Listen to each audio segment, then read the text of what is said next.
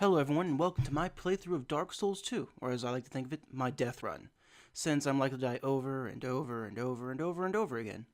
Something to keep in mind though, is I have barely played the game before, let alone completed it, and while I did successfully beat Dark Souls 1, it was with numerous deaths and rage quits, so this sounds like fun, right? If you can't tell by now, these are going to be pre-recorded with me commentating over the footage. Basically, I figure no one wants to see the boring bits of me slaughtering nameless enemies time and time again trying to level up. So I'm going to fast forward until we get to the good parts. Usually either my death, a boss kill, or just something cool happening. Alright, yes, I know, I probably could have skipped the tutorial, but let's face facts, I hadn't played the game in years, and I was going to be more than a little rusty. So I decided to go through the introduction levels, just gain some souls, get a little bit of practice. Unfortunately, Dark Souls 2 lives up to Dark Souls 1 reputation of being merciless, and I did in fact die during the tutorial level. Don't ask me how, I guess I'm just a scrub. But you never know. Maybe it was just a fluke. I certainly wouldn't die that much. Right? Right? I wish I could have told you what I was thinking here. I just started the game. All I have is a broken short sword and a dagger. I'm like, you know what, that looks like a heavily armored knight. Let's poke him, see what happens.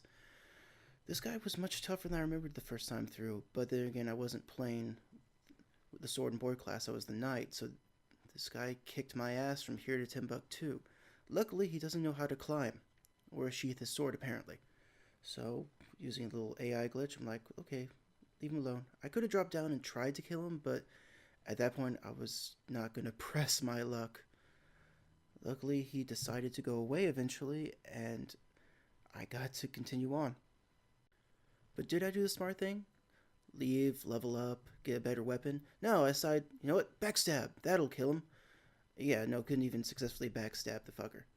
Nope, instead, I decided to fight him mano a mano with my little dinky short sword. Still not the best move I've ever had. Hey, crystals. No, not quite enough healing. Okay, maybe if I can get the Estus flask. Nope. Oh, painful death. Gee, who would have predicted? Me finding an opponent 5 times my strength in a 1-1 battle. That seems fair. Honestly, this part here is a bit of a weird glitch. I know if you're up there, he's supposed to appear and attack you, this boss, before you actually fight him.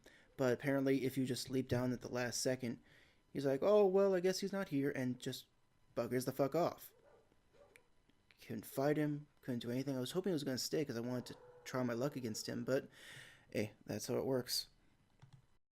Unfortunately, I still like to press my luck, even against the medium class enemies. They're not quite faceless, they're kind of tough, but I can take on 2 at once, especially now with the archer in the background. Pressed my luck again and paid the price for it with another death. Up to 3 now. Okay, so on my first playthrough, I knew the secret passage was here. I honestly couldn't have told you how I activate it the first time through. Luckily, my friendly companions were nice enough to leave a message. Try fire.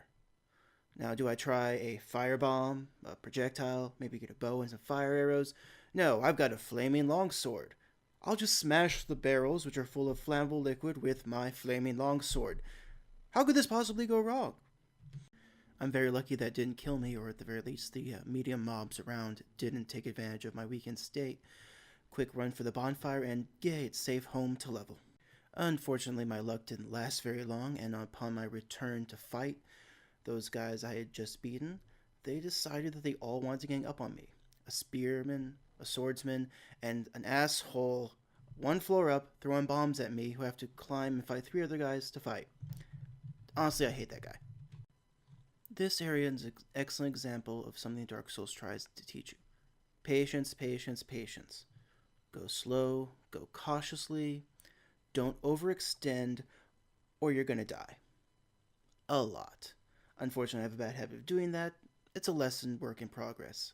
But here went fairly well without any major fuck-ups and without any major deaths, or at least no disappointing deaths. And here we have our first official boss of the game, the Last Giant. A giant stone motherfucker who in the end will even rip off his own arm to try and kill you. His attacks are slow, easily read, but if you miss time your dodge, or even just try and block his attacks, you're going to end up paying a hefty price for it. Either all your stamina or most of your life bar. And it's pretty obvious that I mistimed some of my dodges, and he flattened me, and I deserved it. Well, maybe not deserve, but I did wake him up after like thousands of years of sleep in that cave. I mean, impaled and crushed for that long, I'd wake up pissed too.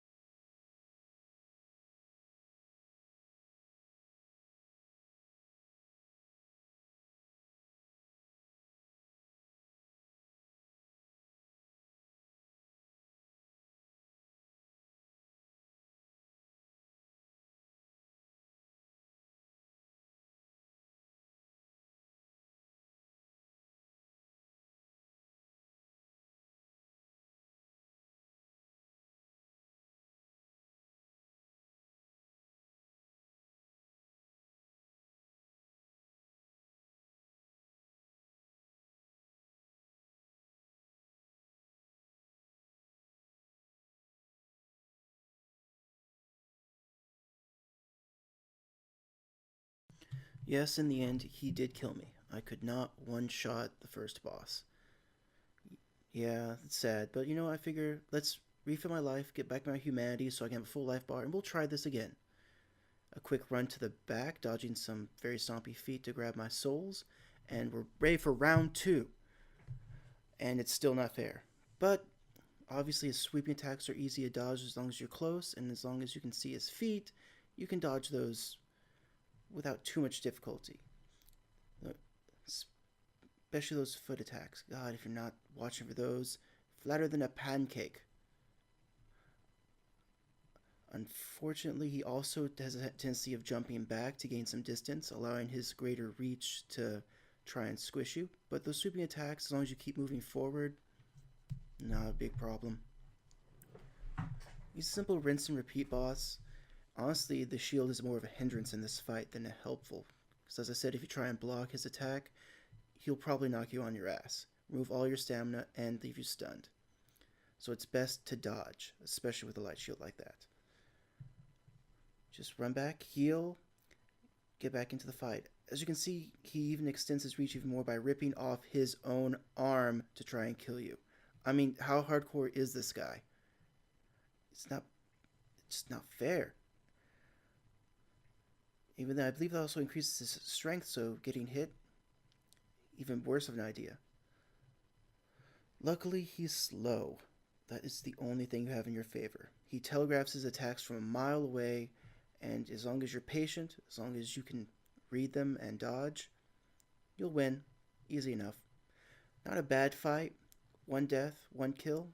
Well, a total of 5 deaths trying to get there, but I mean, can't hold that against me, right? And on that boss kill, we end the session. Hopefully we'll ride that high next time and kill another boss with a little more ease. Until then, see you next time, and everyone good luck. Hello ladies and gentlemen, and welcome to the end of my video, a place where most people tell you to like, subscribe, and comment below. Now, as I'm not above telling you to do that as well, I'll give you just a minute. Okay, all done? Alright, then let's continue to a little segment I'm going to be calling the Urban Word of the Day, where I take a semi-random word from the Urban Dictionary, and we both get to learn something new. Today's word is controller thrower, a video game that is so difficult or unfair that it can and will cause you to throw your controller across the room with rage. The main reason behind thousands of broken consoles, TVs, and accessories over the years. Examples which include Super Meat Boy, Dark Souls, I Want to Be the Guy, Darkest Dungeon, roguelites, as well as roguelikes, and others. Known by some as high-endurance games, they will cause you to ignore your family and friends for even a small amount of victory in their respective worlds. Not to be confused with grindy games such as MMOs, those just steal your time as well as your soul. That's it for now, so stay sane, and I'll catch you later.